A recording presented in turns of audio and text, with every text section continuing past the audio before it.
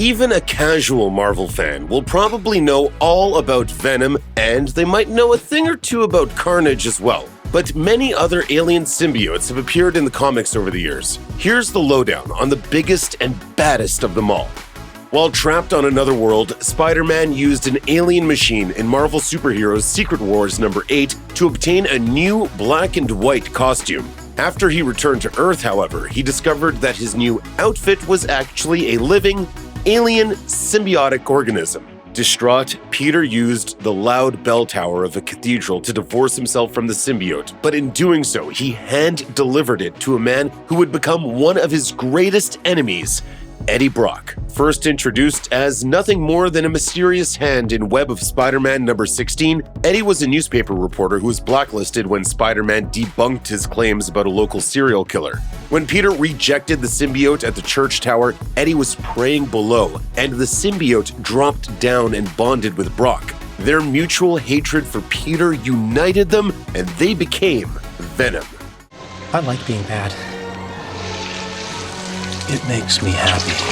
Topher Grace was the first actor to portray a live-action Venom in 2007's Spider-Man 3, although it's safe to assume most fans prefer the Tom Hardy incarnation, who appeared in Venom and its sequel Let There Be Carnage. Speaking of whom, when Eddie Brock and the Venom symbiote were defeated and temporarily separated, Eddie was imprisoned alongside a notorious serial killer named Cletus Cassidy. The two didn't exactly get along, and when the Venom symbiote finally came back for Eddie, it spawned a new symbiote, one that bonded with Cassidy at a cellular level, creating the monster known as Carnage. Carnage possesses all the powers of Venom, but is stronger, faster, and more durable. Additionally, because Cassidy and Carnage are bonded at a cellular level, they can't be separated like Venom and his many hosts. Cassidy can simply reform Carnage at will.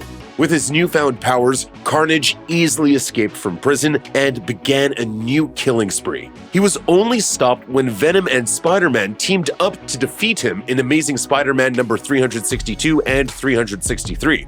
Since then, Carnage has returned time and time again to terrorize the planet. Cletus Cassidy made his silver screen debut in the first Venom movie before returning as the main antagonist in the sequel. That is a red one! You need to come out right now. Before 2018, Riot was one of the most obscure symbiotes in the Marvel Universe. In fact, he didn't even get a name until Carnage USA #2 in 2012, nearly a decade after he was introduced. But that all changed when Sony Pictures decided to use Riot as the central antagonist in Venom. Oh, yeah! Where's Venom? That is the ugliest looking thing I have ever seen. Since then, Riot has become far more popular with fans, although the movie did take some liberties with the character's backstory. In the film, Riot is the leader of an advance party sent to Earth by the Clintar species in order to prepare for the symbiote invasion.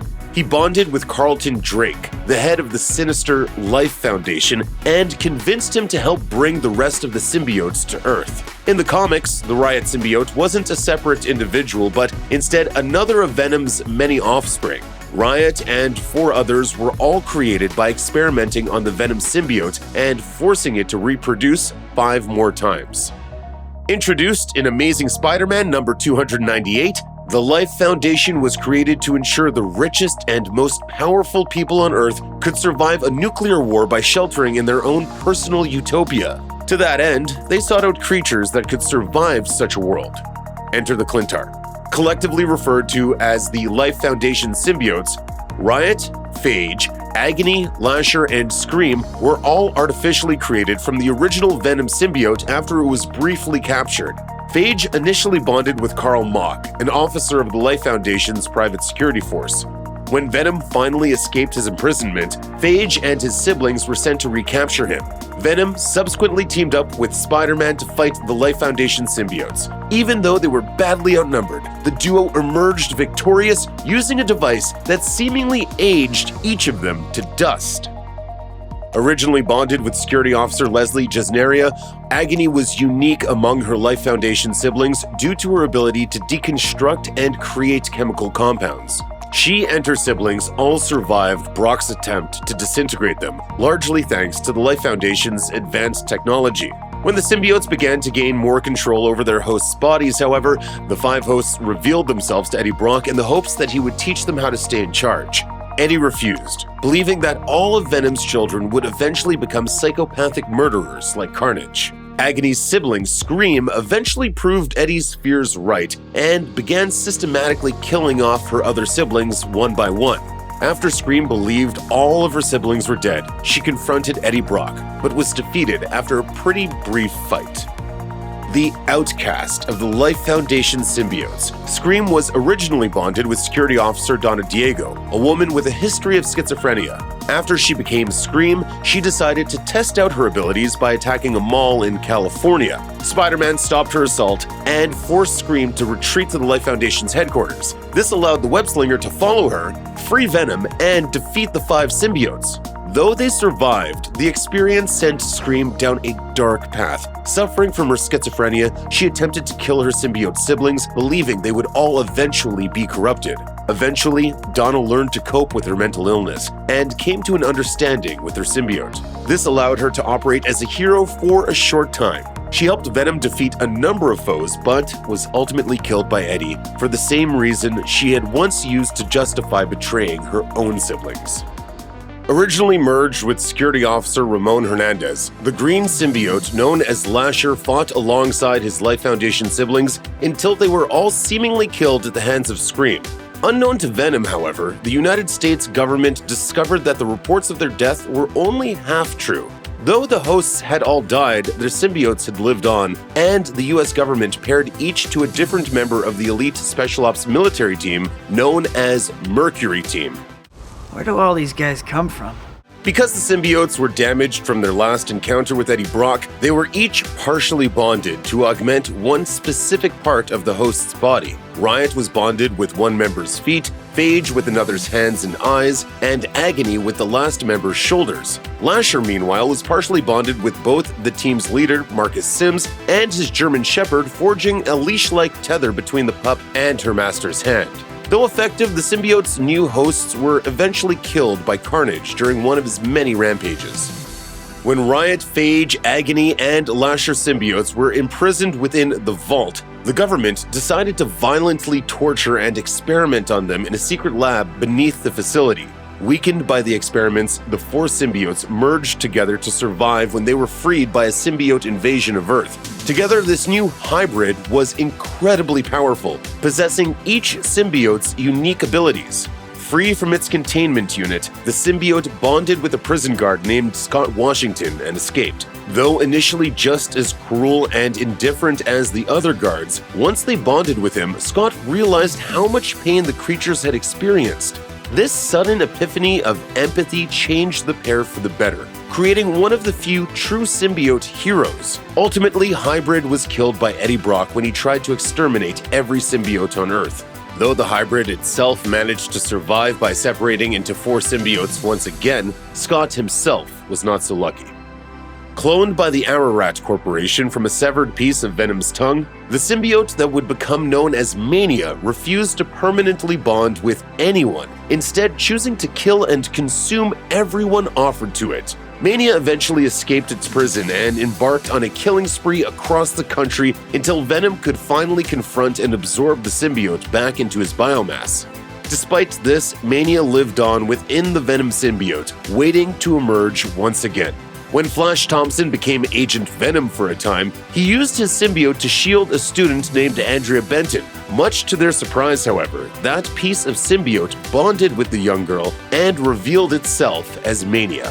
Flash helped Andrea control the symbiote, and the two worked together as heroes until a criminal named Lee Price used sonic weapons to steal the symbiote for himself.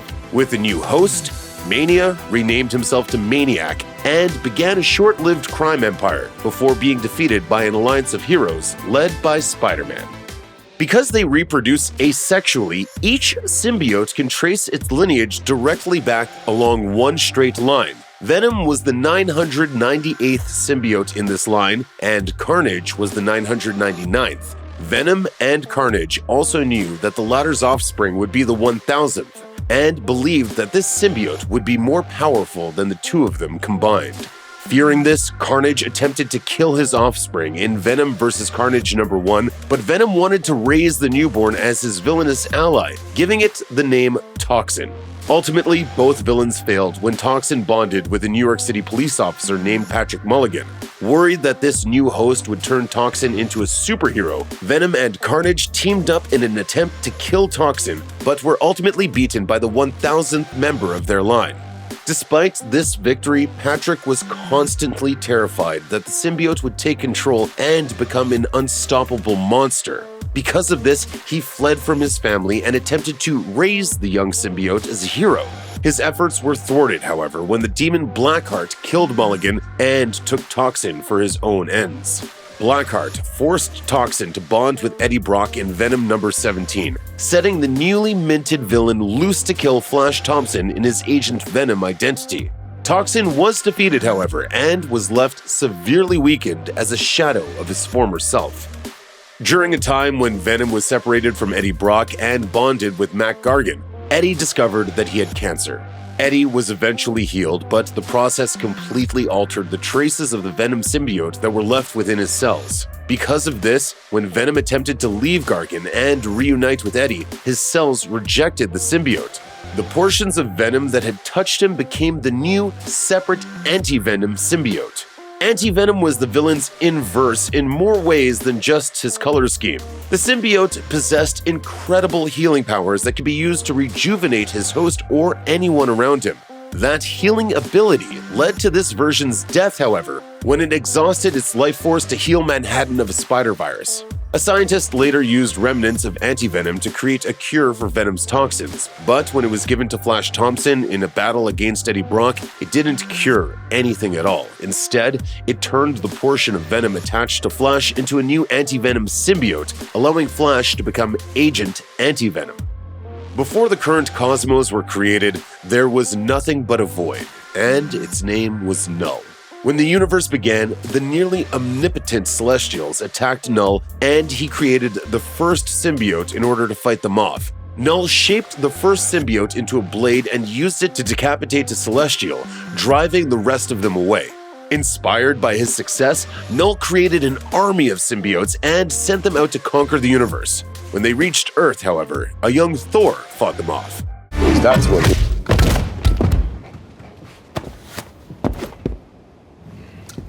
Because that's what heroes do. He infected the symbiotes with a sense of honor that led them to unite against Knull and imprison him, seemingly forever. In their language, Clintar meant cage, and by literally becoming Knull's prison, they became the Clintar race. Eventually, Knull corrupted Scorn, yet another symbiote that originated from Carnage, and used her to resurrect Carnage and free himself from his prison. The Void God attempted to conquer all of existence once again, but was ultimately killed by the combined might of Earth's heroes, with a little help from Eddie Brock. Check out one of our newest videos right here, plus even more Looper videos about Marvel Comics are coming soon. Subscribe to our YouTube channel and hit the bell so you don't miss a single one.